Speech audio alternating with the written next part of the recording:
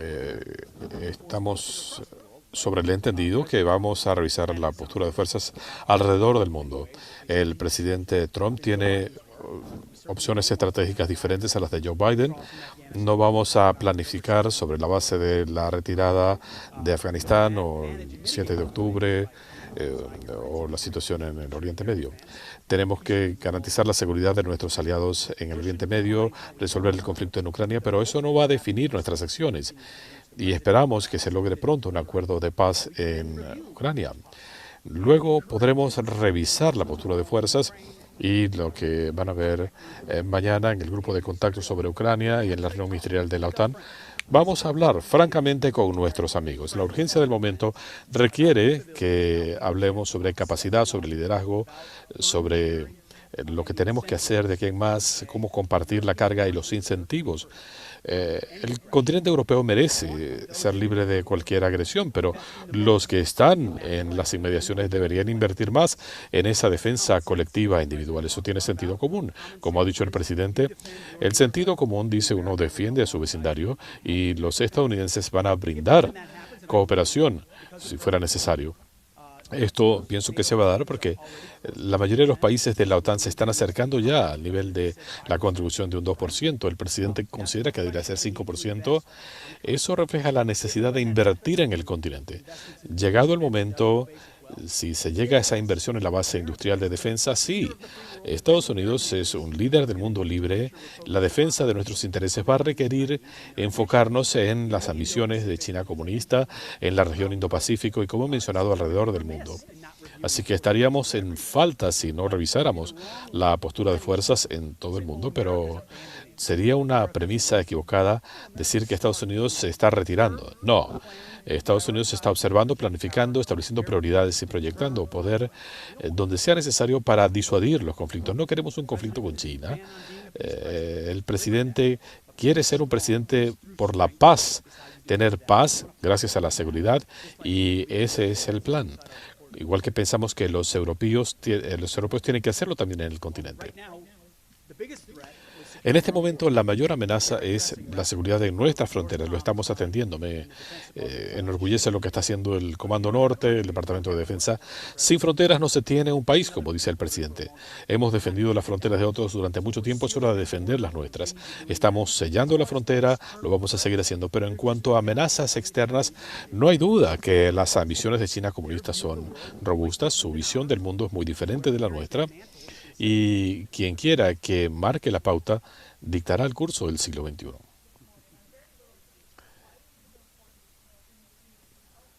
¿Por qué es tan importante hacer esto para usted? Estuve haciendo ejercicios con soldados esta mañana. Eh, no hace mucho tiempo yo estaba allí, sin ofender en general. Bueno, ahora tengo la oportunidad de hacer ejercicios con generales de 4 estrellas y otros y miembros de las Fuerzas Armadas. Hacemos ejercicios con los soldados y aprovechamos para escucharlos. ¿Qué cosas funcionan? ¿Qué cosas no funcionan? ¿Cómo ven su misión? Eso me gusta. No hay duda que sí, uno se levanta muy temprano, después de haberse acostado muy tarde, hace ejercicio, pero quizá la prensa en Washington pensará que yo soy un tipo joven, pero en términos militares tengo mis años. Y es evidente cuando estaba haciendo ejercicios con esos muchachos esta mañana. Usted mencionaba que el presidente Trump quiere que los países de la OTAN designen 5% de su Producto Bruto a la defensa. ¿Considera que Estados Unidos también debería incrementar su gasto de defensa? Estados Unidos tiene que invertir más de lo que invirtió el gobierno de Biden, que subinvirtió en nuestras capacidades militares. El presidente está comprometido, igual que en su primer gobierno, a reconstruir a las Fuerzas Armadas gracias a inversiones. Eso lo verán en el Capitolio. Hemos estado trabajando con la Comisión de Asignaciones, hablando de las capacidades que vamos a necesitar, no solo el año próximo y el siguiente, sino proyecciones a futuro y las reformas necesarias para que cada dólar rinda al máximo. No podemos estar por debajo de un 3%. El presidente comparte este punto de vista, pero en cuanto a qué pasará de ayer más, dependerá de las decisiones que él tome. estaría en falta si dijera que un secretario de defensa siempre quiere más recursos, pero tenemos tiempos que requieren responsabilidad fiscal. Si tenemos una deuda de 37 trillones de dólares, así que tenemos que trabajar con el Capitolio. El presidente lo va a hacer para que nuestros soldados tengan los recursos necesarios y para reconstruir nuestras Fuerzas Armadas, como hizo el presidente Trump en su primer gobierno. Y en cuanto a Ucrania, ¿estaría dispuesto a enviar soldados a Ucrania? No estamos enviando soldados estadounidenses a Ucrania.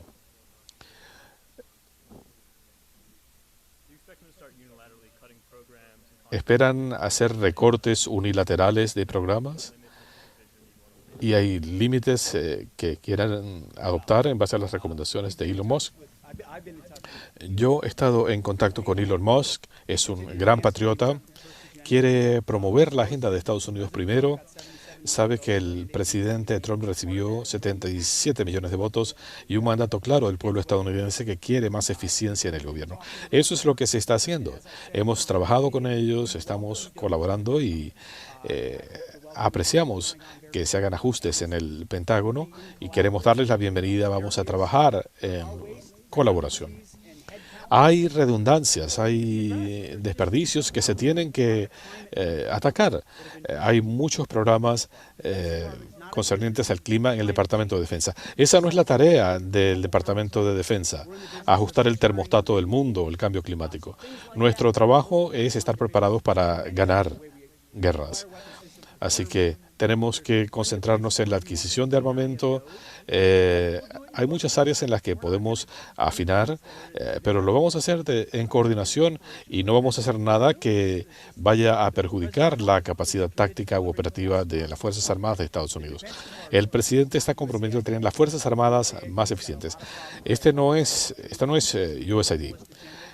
No estamos buscando agendas globalistas desconectadas de la agenda de prioridad de Estados Unidos. No somos perfectos tampoco. Así que podemos identificar miles de millones de dólares que podemos ahorrar en el Departamento de Defensa. Esto beneficiaría al país. En cuanto a África, en África hay múltiples yihadistas, hay muchos. ¿Cómo piensan encarar esa situación? ¿Le preocupa que pudieran estar complotando para lanzar ataques en distintas partes del mundo? ¿Cuán preocupante es para usted el movimiento de la yihad en África? Es una preocupación. Cualquiera de mi generación que haya servido en Irak o Afganistán o que haya vivido después del 11 de septiembre comprende la amenaza de la yihad, especialmente el deseo de exportarla contra Europa, Israel o Estados Unidos. Así que la amenaza del terrorismo es una prioridad. Por eso AFRICOM actuó también en su acción en Somalia. Hemos visto que hay una creciente actividad y cuando haya necesidad vamos a actuar. Pero también tenemos que trabajar con nuestros aliados y nuestros socios.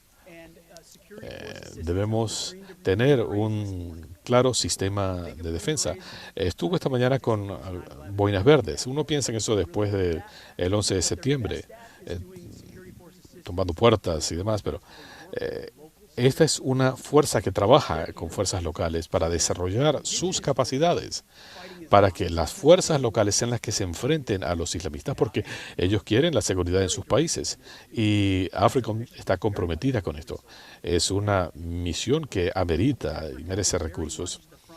África es el frente de lucha contra islamistas.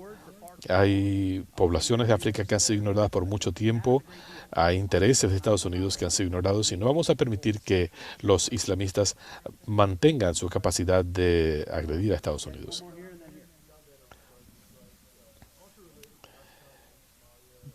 Con relación a AFRICOM y Somalia, ustedes están cambiando el concepto de rotación de las fuerzas en Somalia. El presidente Biden hablaba de tener fuerzas emplazadas allí de manera permanente. ¿Cuál es su visión respecto a Somalia? ¿Quiere mantener fuerzas permanentemente asentadas allí? Vamos a escuchar a los comandantes en el terreno, primero que nada, lo mismo lo hará el presidente. Él me ha dicho, dame el mejor consejo posible, pero estate atento a las fuerzas en tierra. Pero no queremos tener soldados estadounidenses emplazados por todo el mundo. Tenemos que tener la capacidad de realizar acciones antiterroristas a distancia, pero vamos a tomar en consideración las observaciones de los oficiales. Podemos hacer más.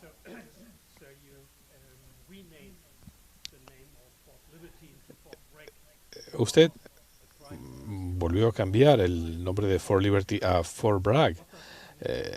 ¿Qué significa esto para las fuerzas de Estados Unidos? Primero que nada, significa Bragg está de vuelta. Es el legado de una institución por donde han pasado múltiples generaciones de estadounidenses.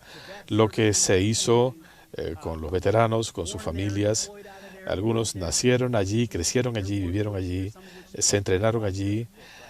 Hay quienes pasaron hasta 25 años en Fort Bragg y nunca lo habían llamado Fort Liberty, se llama Fort Bragg. Así que fue un placer haber podido firmar esto.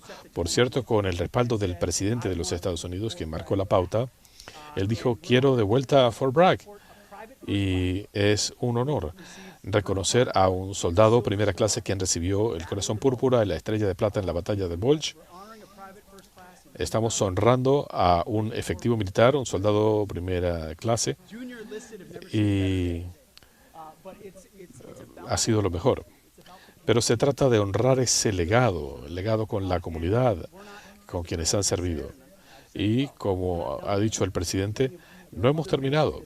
Hay otras bases que les cambiaron el nombre, socavando ese legado. Por eso hablaba de Bragg y Benning, pero no son solamente esas dos. Hay múltiples soldados que tienen conexiones. Les agradecemos a todos. Gracias.